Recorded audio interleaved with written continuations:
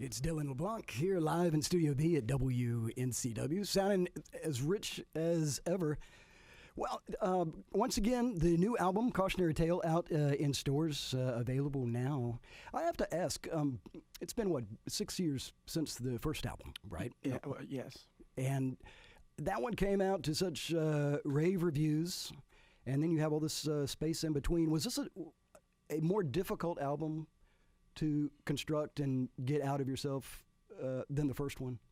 Well, considering just, all the events that happened after the first record got released, and then I released the second record, and neither one of those records, contrary to what people think, were very commercially successful, or and they didn't sell that much, and so it was hard to afford to stay out on the road, and most of the time I just had to go by myself and just play by myself with an acoustic guitar, because that's all I could afford, and that got really old, and it brought me down quite a bit, and because being on the road by yourself, it's a lonely place for sure, and it's also, it can cause a heightened state of anxiety. Right. And so I found myself going through a lot of that, and I found myself completely through with it by 2012 and 2013. After the middle of 2013, I didn't want to do it anymore. So I quit. I quit going out on the road, and this record, I didn't write a song for over a year. And when this record started to happen, when I started to figure out that I wanted to make another record, I started to write probably in early 2014. But I from 2012 to 2014, I really mid 2013 to 2014, I didn't really write anything. Mm-hmm. And that was it. So it was a harder process for sure. I felt like I had to relearn a lot of things, Were there people tugging at you, members of the industry trying to get you back into it? No, none of that happened. My management at the time, good man, great guy, but everybody just kind of threw their hands up, because everybody had tried a lot of things, and it was just like we weren't pushing through to that next level, that we wanted to get. And I started thinking, is it because I'm not good? Am I not giving people a good enough show? And in reality, I don't think I was ready, for that kind of experience, for that kind of push, and I didn't realize quite what was required of me, and I wasn't a very confident performer yet. Right. I was still growing in very much to becoming an artist and becoming a performer, because those two things are different. Performers, I feel like you give people a show and you put on an act, so to speak, and songwriting is something completely different that I knew I could do, and so so it was different. This record took a lot to sit down and make sure that the lyric was good, and there was a lot of that. Going back and rewriting stuff, and I would overthink it, and then I look back and go, well, that was better than that was before, Right. So it was a tedious process, and it took me a long time to write just 15 songs that I liked, Well, it sounds like you really have come around to a point of self-discipline. You could call it that. It was zero inspiration coming to me anymore at all.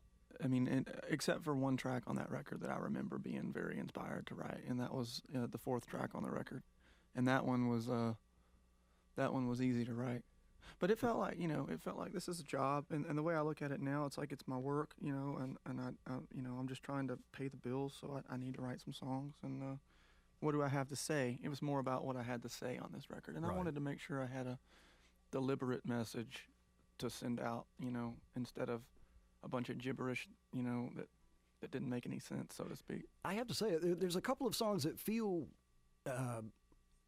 constructed by guilt, maybe.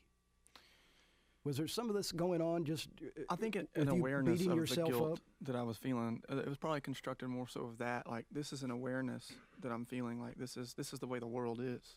Like Cautionary Tale, for instance. Like that song, the first verse is like your inner struggle. What everybody goes through.